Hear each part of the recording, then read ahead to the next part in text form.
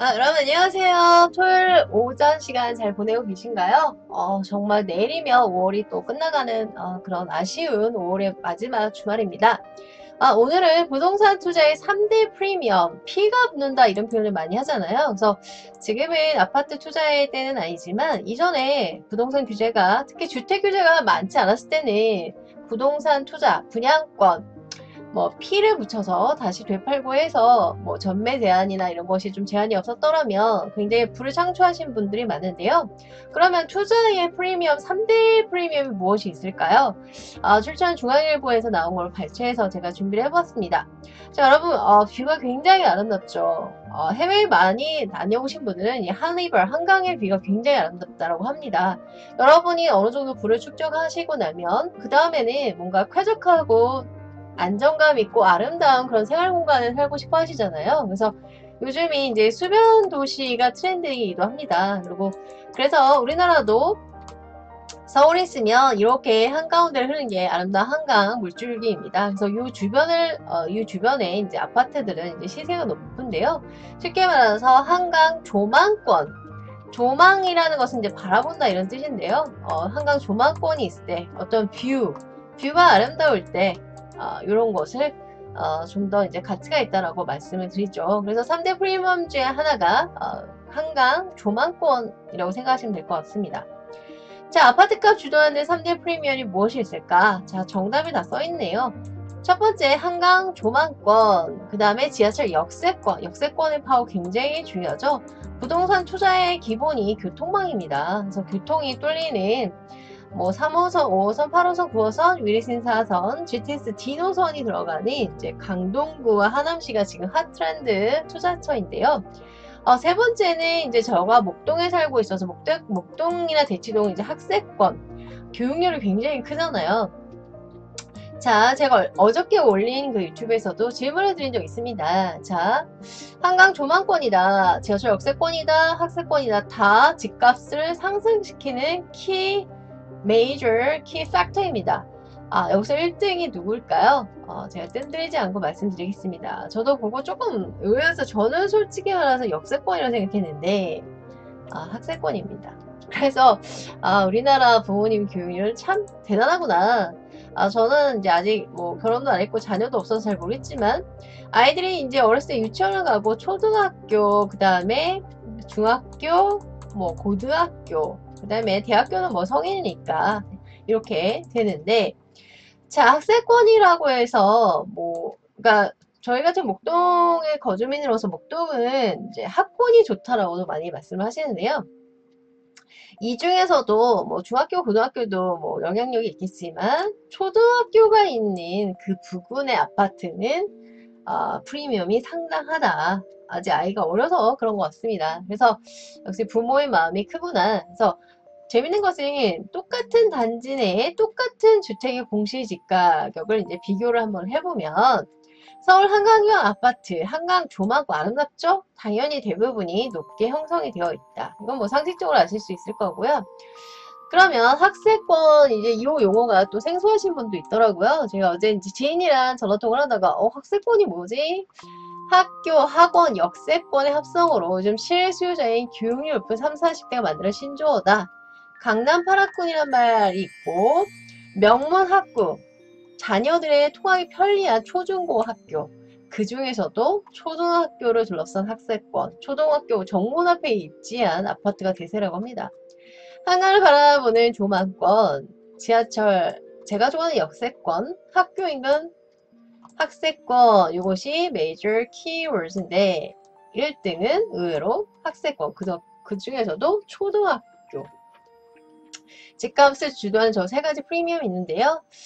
높은지를 비교를 하면 초등학교를 정문 앞에 둔 아파트가 가장 가치가 높은데 다 좋다.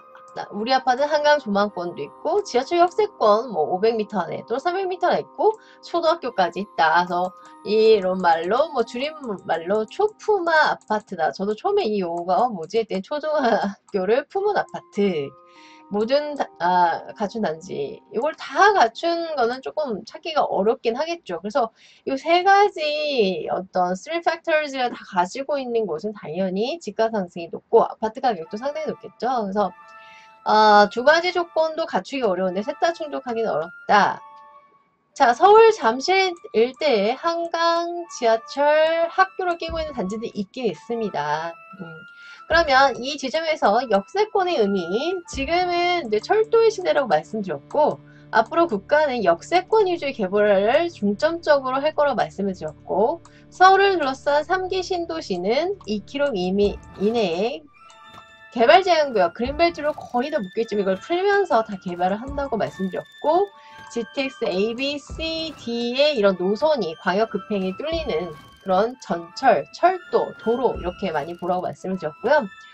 자, 보시면 200m까지는 이제 전철 부지, 500m까지는 직접 역세권, 1000m 뭐 간접 역세권. 그런데 이거는 이 역사의 크기에 따라 이 영향의 거리가 조금 달라지겠죠. 그리고 인터체인지 같은 경우에는 좀 더 반경이 커지겠습니다. 자, 역세권 개발 범위는 도로 걸어서 10분, 그 다음에 이 직접 역세권까지는 걸어서 뭐 3분에서 5분 거리 이렇게 되고 있습니다. 같은 단지 내 같은 스타일의 몸값으로 조망권의 가치를 잴 수 있는데요. 위치에 따라서 조망권이 더 좋으면 더 가격이 세다. 자, 실거래가는 시기, 층수 등이 일치하는 경우는 거의가 없죠. 왜냐면 조금씩 입지가 다르니까요. 그리고 거래 사정에 따라 가격이 커서 직접 비교가 어려운데요. 여기서 기준이 될 수 있는 것이 1월 1일 공시가격은 모든 가격이 매겨지기 때문에 같은 단지, 같은 주택, 같은 층의 조건을 비교하기가 적합한데요. 보시면 조망권보다는 역세권 이렇게 되고 있습니다. 그래서 조망권 위에 역세권, 역세권 위에 학세권 이렇게 된 거죠. 그 중에서도 초등학교가 최고다. 그래서 뭐 저 아는 지인이 잠실 S에 산다고 저한테 얘기를 해주시길래 저 아무 생각 없이 들었는데 오늘 또 이 기사를 보고서 이렇게 새롭게 또 잠실 S의 위치를 알아보게 되었습니다. 잠실 S 여기 잠실 S인데요.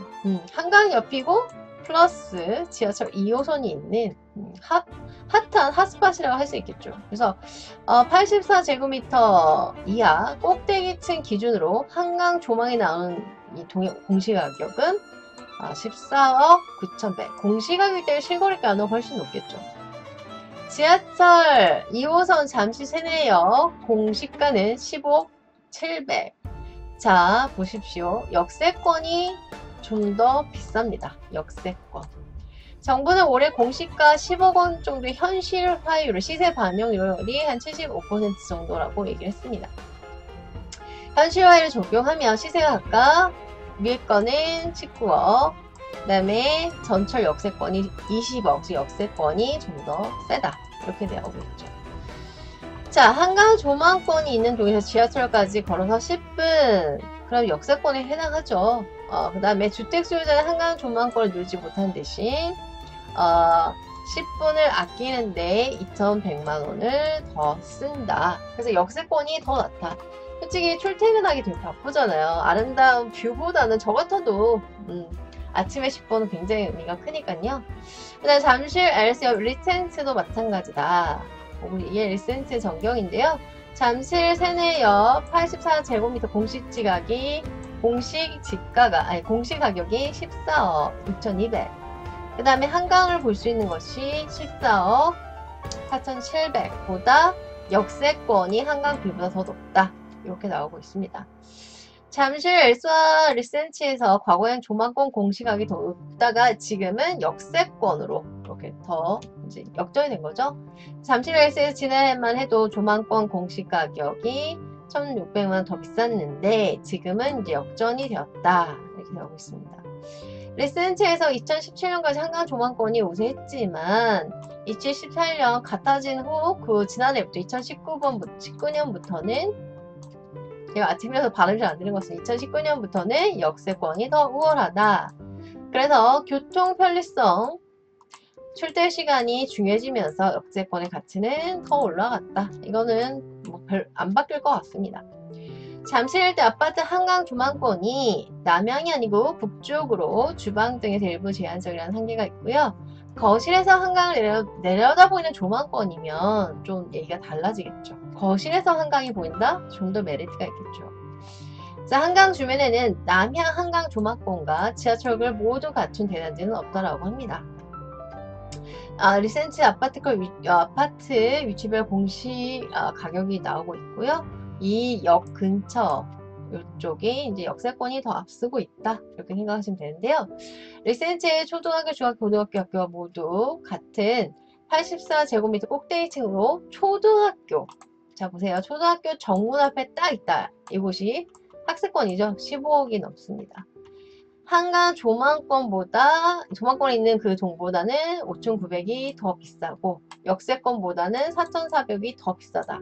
자, 그래서 1등은 누구다?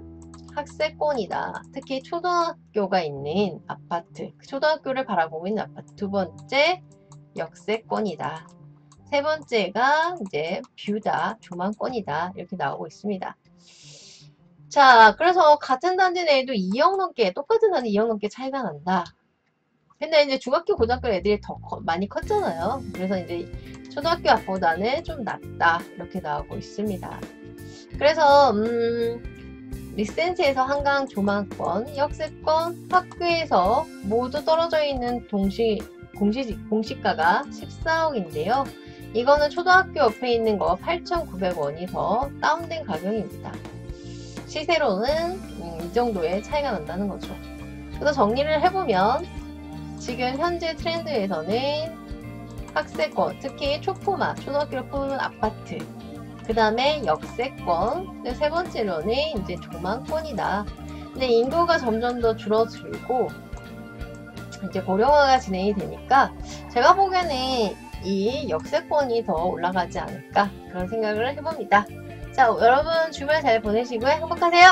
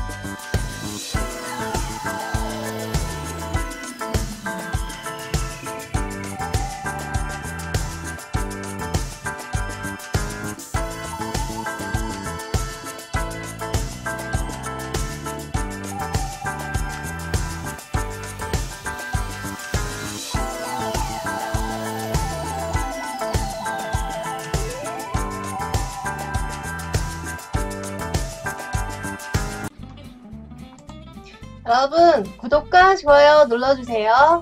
구독과 좋아요는 저에게 큰 힘이 됩니다. 감사합니다. 꾹 눌러주세요. 안녕.